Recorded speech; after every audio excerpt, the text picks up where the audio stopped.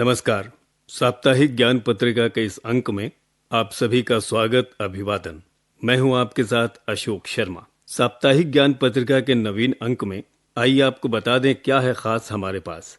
आज के अंक में हम आपके लिए लाए हैं शिक्षा, करियर, ज्ञान, रोजगार और इतिहास से जुड़ी जानकारियों के अलावा इग्नू से जुड़ी शिक्षा जगत की गतिविधियां, राष्ट्रीय और अंतर्राष्ट्रीय शैक्षिक गतिविधियों के साथ साथ ज्ञान विज्ञान से जुड़ी तमाम जानकारियां। साथ ही हम आपके साथ साझा करते हैं रोजगार की संभावनाएं और जानते हैं करियर सेगमेंट के बारे में और बताएंगे बीता सप्ताह इतिहास में क्यों रहा खास। और अब सबसे पहले मुख्य गतिविधियां।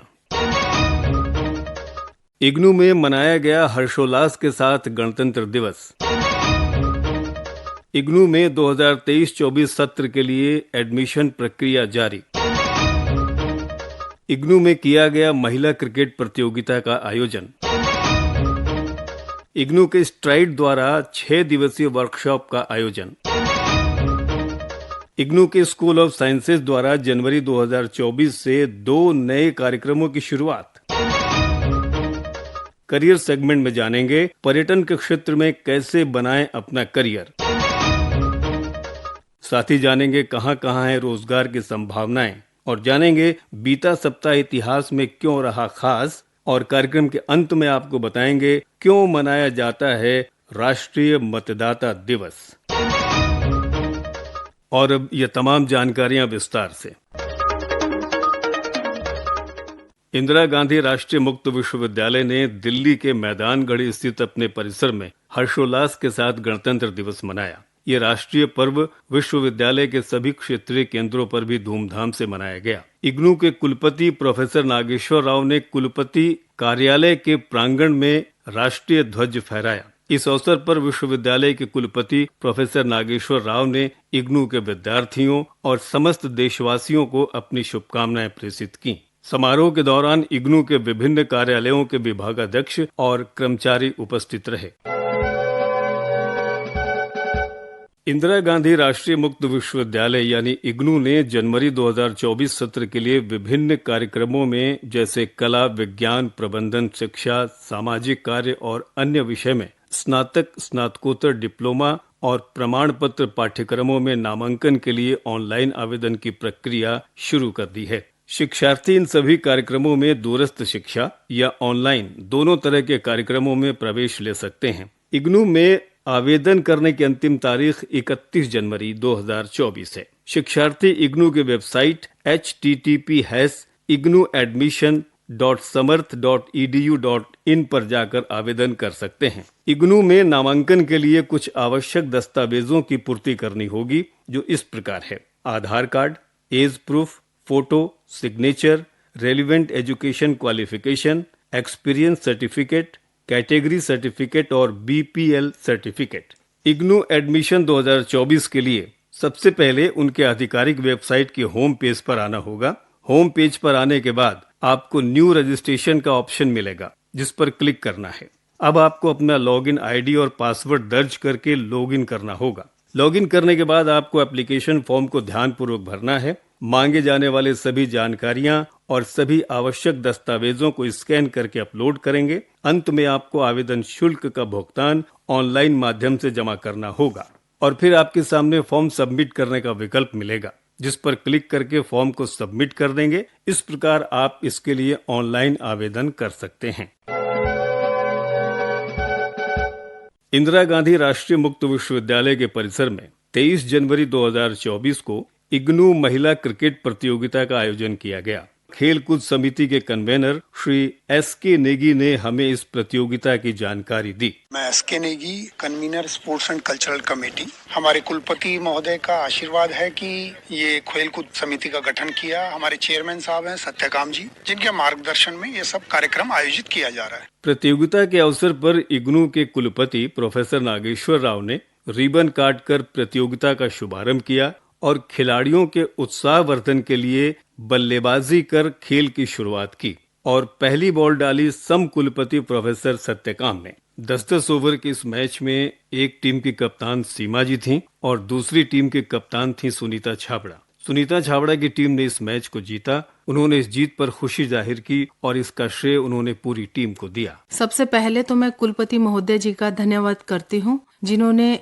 इग्नू में महिला क्रिकेट प्रतियोगिता का आयोजन कराया, जिसमें इग्नू की महिलाओं ने बढ़ चढ़कर पार्टिसिपेट किया। जो मेरी टीम की महिलाएं हैं, उन्होंने बहुत ही अच्छा प्रदर्शन किया। इस तरह की स्पोर्ट्स एक्टिविटीज कंटिन्यूसली होनी चाहिए। ये हमारा एक सुझाव है कि आने वाले समय में वुमेन क्रिकेट टीम अच्छी तैयार करके अदर यूनिवर्सिटीज के साथ भी हम कंपटीशन में उतरे, सो दैट हमारी इग्नू का नाम और ऊंचा करे। इंदिरा गांधी राष्ट्रीय मुक्त विश्वविद्यालय के स्ट्राइड द्वारा एक 6 दिवसीय वर्कशॉप का आयोजन 22 फरवरी से 28 फरवरी 2024 तक किया जाएगा। वर्कशॉप का विषय है design and development of SLMS। 22 से 28 फरवरी 2024 तक चलने वाली ये workshop face to face mode पर आधारित होगी। वर्कशॉप में भाग लेने के लिए 5 फरवरी 2024 तक रजिस्ट्रेशन किया जा सकेगा। अधिक जानकारी के लिए इग्नू के वेबसाइट विजिट करें। वेबसाइट है www.ignu.ac.in। इंदिरा गांधी राष्ट्रीय मुक्त विश्वविद्यालय के स्कूल ऑफ साइंसेज ने जनवरी 2024 सत्र से 2 नए कार्यक्रमों की शुरुआत की है। ये कार्यक्रम है MSc इन केमिस्ट्री और MSc एनालिटिकल केमिस्ट्री। इन कार्यक्रमों के संबंध में और अधिक जानकारी दे रही हैं स्कूल ऑफ साइंसेज से doctor Sunita Malhotra. Chemistry discipline की तरफ से 2024 जनवरी से हमने MSc केमिस्ट्री और MSc analytical chemistry 2 programme offer पे डाले हैं और 2 साल का मिनिमम ड्यूरेशन जो हर मास्टर्स डिग्री प्रोग्राम का होता है, इनका भी है और 4 साल तक स्टूडेंट्स इसमें स्टडी कर सकते हैं। ये डिमांड थी कि MSc डिस्टेंस मोड से भी करी जाए, ताकि जो टीचर्स हैं स्कूल के या इंडस्ट्रीज में काम करने वाले लोग हैं या जिनको प्रमोशन चाहिए TGT to PGT या और तरह के प्रमोशंस के लिए मास्टर्स डिग्री या इवन जो हायर एकेडमिक क्वालिफिकेशन अर्न करना चाहते हैं, इस तरह के स्टूडेंट्स बहुत थे। तो उनको देखते हुए हमने ये दोनों प्रोग्राम्स ऑफर पे डाले हैं। MSc केमिस्ट्री प्रोग्राम जो है वो नॉर्मल केमिस्ट्री है जिसमें स्पेशलाइजेशन नहीं है, बट जो एनालिटिकल केमिस्ट्री वाला है उसके अंदर MSc के अंदर हमने जो 2nd ईयर है, 3rd and 4th semester purely analytical chemistry की बात करिए और उसकी एप्लीकेशंस की बात करिए टुवर्ड्स इंडस्ट्रीज, तो बहुत फायदा होगा MSc एनालिटिकल केमिस्ट्री का भी जो इंडस्ट्रियल हाउसेज में, रिसर्च ऑर्गेनाइजेशंस में इस तरह के पदों पे काम कर रहे हैं एज ए केमिस्ट या एनालिटिकल केमिस्ट बनने की इच्छा रखते हैं और ये जानना चाहते हैं कि डिफरेंट तरह की एनालिसिस किस तरह से की जाती है। इस समय आप साप्ताहिक ज्ञान पत्रिका कार्यक्रम सुन रहे हैं ज्ञानमणि दिल्ली से FM 105.6 मेगाहर्ट्ज पर। और आइए दोस्तों, अब आपको बता दें कि करियर सेगमेंट के तहत पर्यटन के क्षेत्र में कैसे बना सकते हैं हम अपना करियर। दोस्तों, पर्यटन एक ऐसी यात्रा है जिसका उद्देश्य आराम के क्षणों का आनंद लेना होता है। विश्व पर्यटन संगठन के अनुसार पर्यटक वे लोग हैं जो यात्रा करके अपने सामान्य वातावरण से बाहर के स्थानों में रहने जाते हैं। पर्यटन क्षेत्र में करियर कैसे बनाएं, आपको बताते हैं। इस क्षेत्र में सफल होने के लिए आपको विदेशी भाषाओं के विषय में अच्छी जानकारी होनी चाहिए। इसके अलावा आपको विश्व की संस्कृति और रीति रिवाजों का अच्छा ज्ञान होना चाहिए। टूरिस्ट को सेवाएं प्रदान करनी होती हैं, चाहे वो किसी भी वर्ग के हों, जैसे तीर्थयात्री, छुट्टियां मनाने वाले लोग, बिजनेस वर्ग आदि।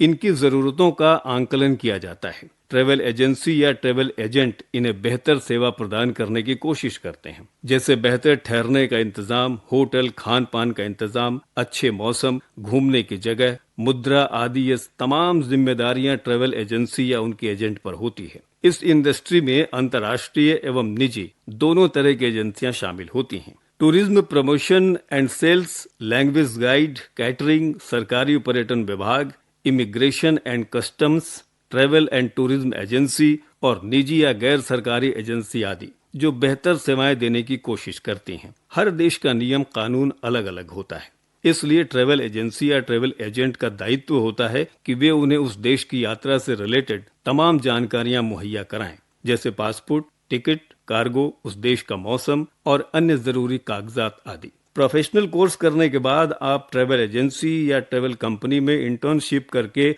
एक्सपीरियंस गेन कर सकते हैं। तो ये थी जानकारी कि किस तरह से हम पर्यटन के क्षेत्र में अपना करियर बना सकते हैं। साप्ताहिक ज्ञान पत्रिका कार्यक्रम आप सुन रहे हैं इस समय ज्ञानवाणी दिल्ली 105.6 मेगाहर्ट्ज पर। और आइए आपको बता दें अब कि कहां कहां रोजगार की संभावनाएं आपके लिए हो सकती हैं। आरआरबी यानी रेलवे रिक्रूटमेंट बोर्ड के तहत लोको पायलट के कई रिक्तियों के लिए आवेदन आमंत्रित किए गए हैं। आवेदन की अंतिम तारीख है 29 फरवरी 2024। अधिक जानकारी के लिए वेबसाइट देखिए www.recruitmentrrb.in। IOCL यानी इंडियन ऑयल कॉरपोरेशन लिमिटेड में टेक्नीशियन और डाटा एंट्री ऑपरेटर्स के पदों के लिए आवेदन आमंत्रित किए गए हैं। आवेदन की अंतिम तारीख 1 फरवरी 2024 है। अधिक जानकारी के लिए संस्थान की वेबसाइट देखिएगा www.ioclmd.in। Madhya Pradesh metro rail में इंजीनियर्स के पदों के लिए आवेदन आमंत्रित किए गए हैं। अंतिम तारीख है 15 फरवरी 2024। वेबसाइट है www.mponline.gov.in। तो ये थी रोजगार संबंधी जानकारियां। साप्ताहिक ज्ञान पत्रिका कार्यक्रम आप सुन रहे हैं FM 105.6 मेगाहर्ट्ज ज्ञानवाणी दिल्ली पर। और यही दोस्तों, अब जान लेते हैं कि बीता सप्ताह इतिहास में क्यों रहा खास। 21 जनवरी 1972 को मणिपुर, मेघालय और त्रिपुरा राज्य की स्थापना हुई। 22 जनवरी 1963 में देहरादून में दृष्टिहीनों के लिए राष्ट्रीय पुस्तकालय की स्थापना की गई। 23 जनवरी 1897 में उड़ीसा के कटक में नेताजी सुभाष चंद्र बोस का जन्म हुआ था। नेताजी ने अपने जीवन को देश की आजादी के लिए समर्पित कर दिया था। इनके जन्म दिवस को पराक्रम दिवस के रूप में भी मनाया जाता है। 24 जनवरी 1950 को नोबेल पुरस्कार विजेता रविंद्रनाथ टैगोर द्वारा लिखे गए जन गण मन को भारत के राष्ट्रगान के रूप में अपनाया गया। 25 जनवरी 1950 को चुनाव आयोग की स्थापना हुई, इसलिए इस दिन को राष्ट्रीय मतदाता दिवस के रूप में भी मनाया जाता है। बात करें 26 जनवरी की, तो 26 जनवरी को हर वर्ष गणतंत्र दिवस समारोह मनाया जाता है। इस दिन 1950 को भारत का संविधान लागू किया गया था। और 27 जनवरी 1880 में थॉमस अल्वा एडिसन ने बिजली से चलने वाले बल्ब का पेटेंट करवाया था। तो ये थी जानकारी कि बीता सप्ताह इतिहास में क्यों रहा खास। साप्ताहिक ज्ञान पत्रिका कार्यक्रम आप सुन रहे हैं FM 105.6 मेगाहर्ट्ज ज्ञानवाणी दिल्ली पर। और अब आइए दोस्तों, बता दें आपको कि क्यों मनाया जाता है राष्ट्रीय मतदाता दिवस।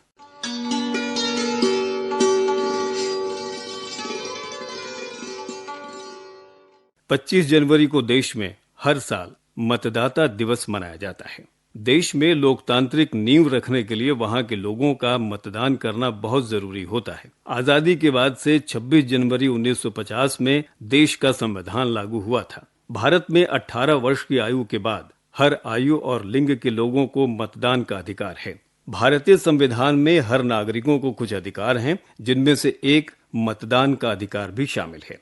देश में हर 5 साल में मतदान होते हैं। इसके साथ ही भारत एक लोकतांत्रिक देश है, जहां जनता से जनता के लिए और जनता का शासन होता है। वोटरों को मतदान करने की तरफ जागरूक करने के लिए हर वर्ष जनवरी माह में राष्ट्रीय मतदाता दिवस मनाया जाता है। साल 2011 में तत्कालिक राष्ट्रपति प्रतिभा देवी पाटिल ने पहली बार 25 जनवरी को राष्ट्रीय मतदाता दिवस मनाने की शुरुआत की थी, जिसके बाद से हर साल भारत में 25 जनवरी को राष्ट्रीय मतदाता दिवस के रूप में मनाया जाता है। भारत में 1947 में आजादी के 3 साल बाद 1950 में 26 जनवरी को संविधान लागू किया गया था, जिसके एक दिन पहले यानी 25 जनवरी 1950 को चुनाव आयोग की स्थापना हुई थी, जिसकी वजह से भारत के चुनाव आयोग की स्थापना दिवस के दिन ही राष्ट्रीय मतदाता दिवस मनाने का फैसला लिया गया था। तो ये थी दोस्तों जानकारी कि क्यों मनाया जाता है राष्ट्रीय मतदाता दिवस।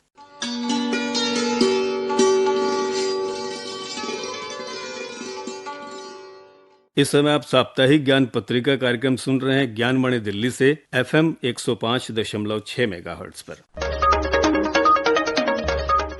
जीव जंतुओं के प्रति प्रेम और करुणा का संदेश फैलाने के लिए पूरे देश में 14 जनवरी से 30 जनवरी 2024 तक पशु कल्याण पखवाड़ा मनाया जा रहा है। इस संबंध में AWBI यानी animal welfare board of India देश के युवाओं को जानवरों के प्रति कैसे संवेदनशील बनाया जाए, इसकी पहल की है। भारत सरकार के मत्स्य पालन, पशुपालन और डेयरी मंत्रालय ने AWBI के साथ मिलकर माई भारत पोर्टल के माध्यम से पशु कल्याण पर फोटोग्राफी, पोस्टर बनाने और कहानी लिखने के लिए कार्यक्रम का आयोजन किया है। इस आयोजन के बारे में अधिक जानकारी या भाग लेने के लिए www.mybharat.gov.in/gov/Department of Animal Husbandry and Dairying पर विजिट कर सकते हैं। पशु कल्याण के लिए जागरूकता और करुणा पैदा करने के लिए आप सबसे अनुरोध है कि पशु प्रेमियों के साथ आप भी इस लिंक को ज्यादा से ज्यादा साझा करें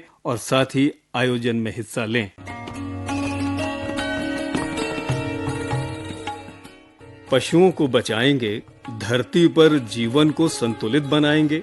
पशुओं को मारोगे तो बहुत पछताओगे। आने वाले समय में इन्हें सिर्फ तस्वीरों में ही देख पाओगे।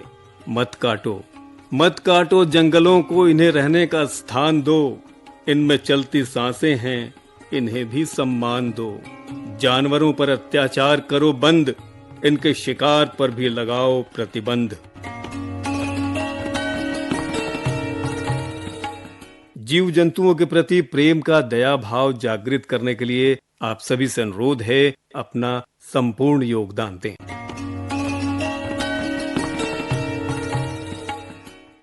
दोस्तों, आज के साप्ताहिक ज्ञान पत्रिका में बस इतना ही। आज के इस कार्यक्रम में तकनीकी सहयोग रहा आरती कारीहोलू का, वाचन एवं आलेख अशोक शर्मा का, संपादन किया सदन लाल ने और कार्यक्रम के प्रस्तुतकर्ता थे कमल कुमार।